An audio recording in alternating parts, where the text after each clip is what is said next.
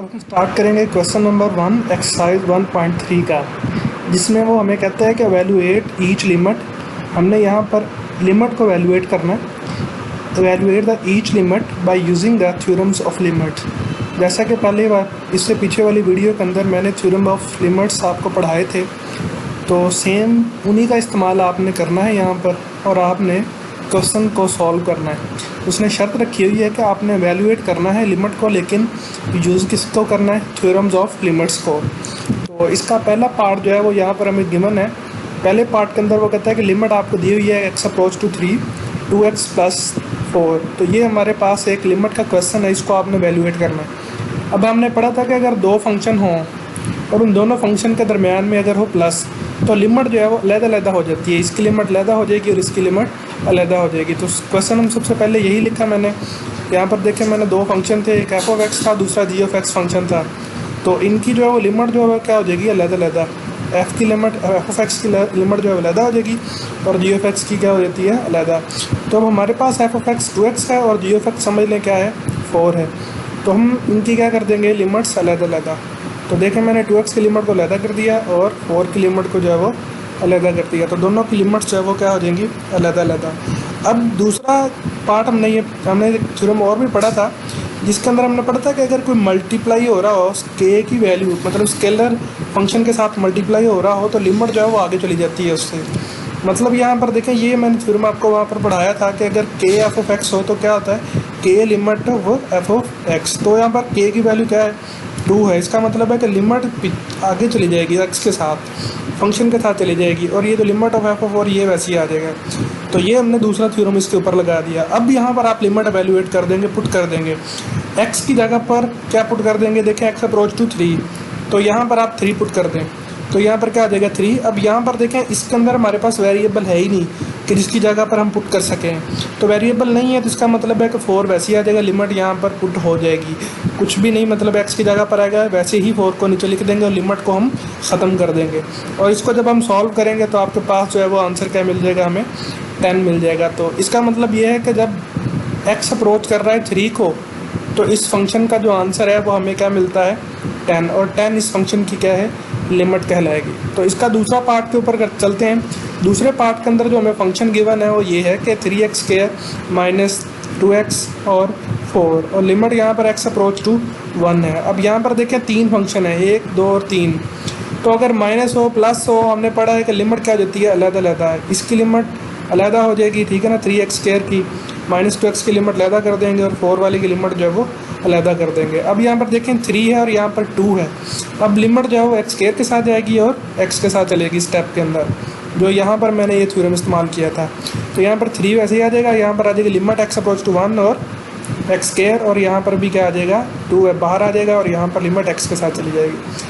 अब हम इसके अंदर लिमिट जो है वो पुट कर देंगे। 3 वैसे ही आ जाएगा, यहाँ पर क्या आ जाएगा? 1 का स्क्वायर, यहाँ पर भी 1 आ जाएगा, और यहाँ पर देखें x वेरिएबल कोई है ही नहीं, तो इसका मतलब है कि यहाँ पर 4 वैसे ही आ जाएगा। इसको अगर आप सिंप्लीफाई करें तो यहाँ पर आ जाएगा 3, यहाँ पर मिल जाएगा -2 और यहाँ पर 4, और आपको आंसर क्या मिल जाएगा? 5।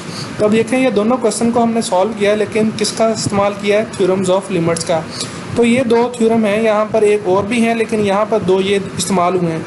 और इन थ्योरम्स को आपने अब जहन में रखना है कि हम थ्योरम का इस्तेमाल करेंगे, जैसे मैंने आपको पहले थ्योरम्स पढ़ाए थे। तो चलते हैं इसके थर्ड पार्ट के ऊपर। तो थर्ड पार्ट अगर जो हमें दिया हुआ है, देखें, वो अंडर रूट के अंदर है x² + x और +4। अब इसको वैल्यूएट करने के लिए हमने पहले इसको, देखो, मैंने जदर को क्या लिख दिया? 1/2 पावर में लिख लिया, ठीक है। अब देखें, लिमिट हमने पढ़ी थी कि लिमिट इसके अंदर चली जाती है, ठीक है, पावर के अंदर चली जाएगी। तो यहाँ पर देखें, limit x approach to 3 x² + x + 4, ये डबल ब्रैकेट लाजमी डालनी है, क्योंकि यहाँ पर अब लिमिट इसके अंदर दाखिल हुई है और होल की पावर 1/2 है, ठीक है।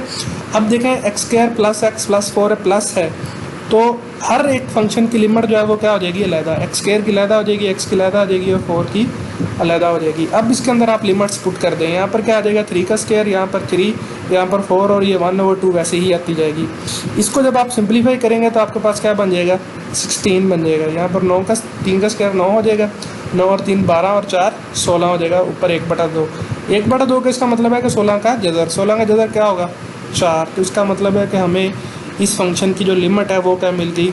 4 मिल जाएगी जब x किसको अप्रोच कर रहा होगा, 3 को अप्रोच कर रहा होगा। तो इसका चौथा पार्ट देखते हैं। चौथे पार्ट के अंदर जो हमें फंक्शन गिवन है वो भी देखें, एक x फंक्शन है और दूसरा जो है वो रेडिकल फंक्शन है x² - 4। अब ये दो फंक्शन आपस में मल्टीप्लाई हो रहे हैं, एक ये और एक ये वाला फंक्शन, ठीक है। अब आपने यहाँ पर पढ़ा कि अगर मल्टीप्लाई हो रहा है तो लिमिट फिर भी क्या हो जाती है, अलग दरमियान में यहाँ पर मल्टीप्लिकेशन की लामत डाल दी मैंने। अब ये पहला तो वैसे ही आता जाएगा, लेकिन इसके साथ क्या होगा देखें, इसको मैंने यहाँ पर सेम एक दफ़ा वैसे ही लिखा है इस फंक्शन को, ठीक है। अब नेक्स्ट स्टेप के अंदर देखें तो ये वाली जो टर्म थी लिमिट जो है इस फंक्शन के क्या चली जाएगी, अंदर चली जाएगी, और जदर को मैंने क्या लिख दिया, 1/2 लिख दिया। तो ये हमने रूल पढ़ा था कि अगर पावर हो तो पावर के अंदर जो है वो हमारे पास जो है वो लिमिट चली जाती है, और फंक्शन जो है वो हमारे पास x² - 4 आ गया। अब देखें यहाँ में दो फंक्शन के दरमियान में क्या है, -4 है। -4 है, जिसका मतलब है कि दोनों को अलग अलग लिमिट्स हो जाएगी। तो मैंने यहाँ पर देखें x² की लिमिट अलग कर दी और 4 की लिमिट को अलग कर दिया, ये साथ वैसे ही चलता आ जाएगा। अब इसके अंदर आप लिमिट पुट कर दें, x की जगह पर 2 आ जाएगा, इस x की जगह पर भी 2 आ जाएगा, ठीक है। तो यहाँ पर भी 2 आ गया, यहाँ पर 2² आ जाएगा, 4 लिमिट इसके अंदर x वेरिएबल है ही नहीं, तो ये वैसे ही, और होल की पावर 1/2 वैसे ही आ जाएगी। अब देखें 2 का स्क्वायर क्या होगा, 4, 4 - 4 क्या आ जाएगा, 0। तो 0 2 से मल्टीप्लाई होगा 0, इसका मतलब टोटल आंसर किसके इक्वल हो जाएगा, 0 के इक्वल आ जाएगा। इसका मतलब है कि जब आप इस फंक्शन को अप्रोच करते हो 2 की तरफ अप्रोच करते हो इस फंक्शन के लिए, तो आंसर आपका क्या आता है, 0। तो लिमिट आपकी क्या आएगी, 0 आ जाएगी। इसका चौथा पार्ट था। अब हम चलते हैं तो पांचवा पार्ट देखें जो हमारे पास गिवन है, वो यहाँ पर दो फंक्शन है, रेडिकल फंक्शन है और दरमियान में माइनस की लामत है। तो पहले स्टेप के अंदर हम यहाँ पर क्या करेंगे, दोनों की लिमिट्स क्या हो जाएगी, अलग, ये वैसे मैंने लिखा, और यहाँ पर देखें होल लिमिट है यहाँ पर। अब दो फंक्शन है, इन दोनों की लिमिट क्या हो जाएगी, अलग। उसके बाद ये देखें लिमिट जो है वो जदर के अंदर चली जाएगी, यहाँ पर भी लिमिट अंदर चली जाएगी। अब ये दो फंक्शन है प्लस हो रहे हैं, तो इन दोनों का लिमिट जो है वो क्या हो जाएगा, अलग, और इन दोनों फंक्शन का भी लिमिट क्या हो जाएगा, अलग हो जाएगी। उसके बाद इसके अंदर लिमिट जो है वो पुट कर देंगे, यहाँ पर क्या आ जाएगा, 2 का क्यूब आ जाएगा, यहाँ पर 1 वैसे आ जाएगा, यहाँ पर भी आप 2 का स्क्वायर आ जाएगा, 5 वैसे आ जाएगा। अब यहाँ पर इसको सिंप्लीफाई करें, 2 का स्क्वायर यहाँ पर 8 और 1 9 हो जाएगा, यहाँ पर भी 2 का स्क्वायर 4, और यहाँ पर जब +5 क्या हो जाएगा, 9। तो यहाँ पर क्या बन जाएगा, 9 - 9, यहाँ पर क्यूब था, यहाँ पर स्क्वायर है। तो 9 का जदर -9 का जदर आपके पास आंसर क्या मिलेगा, 3 - 3 और इज इक्वल टू 0। तो इसका मतलब है कि इस फंक्शन को जब अप्रोच करते हो 2 की तरफ, 2 से अप्रोच करते हो तो इसकी लिमिट क्या आती है, 0 आती है। अब छठे पार्ट के ऊपर चलते हैं। तो छठा पार्ट जो हमें दिया हुआ है वो देखें एक रैशनल फंक्शन है। तो ये भी हमने पढ़ा था कि अगर दो कोफिशिएंट के अंदर हो तो लिमिट फिर भी क्या हो जाती है, अलग हो जाती है। तो यहाँ पर ऊपर वाले की लिमिट अलग कर दी, नीचे वाले की लिमिट अलग कर दी। अब यहाँ पर x अप्रोच कर रहा है -2 को। तो अब देखें ऊपर वाले दो फंक्शन है और प्लस हो रहे हैं, तो मैंने यहाँ पर ऊपर वाले की लिमिट जो है वो अलग कर दी, नीचे भी लिमिट अलग कर दी। अब देखें 2 है, यहाँ पर मल्टीप्लाई हो रहा है, 2 शुरू में आएगा और लिमिट जो है x³ के साथ चली जाएगी, यहाँ पर भी 3 शुरू में आ जाएगा और लिमिट x के साथ चली जाएगी। तो यहाँ पर हमारे पास देखें 3 बाहर आ गया और यहाँ पर सिर्फ क्या बच गया, x बच गया, और यहाँ पर हमारे पास जो है वो x³ बच गया, और ये जो है हमारे पास 5 बात शुरू में आ जाएगा और x के साथ लिमिट चली जाएगी, और 2 जो है वो वैसे ही आ जाएगा।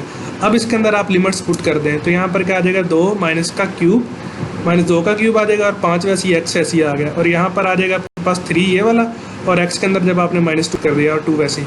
अब आप इसको सिंप्लीफाई क्या करेंगे, सिंप्लीफाई करने के बाद जब आपको जो आंसर मिलेगा वो क्या होगा, 13/4 मिल जाएगा। तो ये तो थे लिमिट्स के क्वेश्चन जो आपने थ्योरम्स का इस्तेमाल करते हुए हल किए, और स्टेप बाय स्टेप करेंगे तो आपको यहाँ पर एग्जाम में नंबर मिलेंगे। अगर आपने थ्योरम्स को फॉलो नहीं तो आपको नंबर नहीं मिलेंगे। शुक्रिया, अल्लाह हाफ़िज़।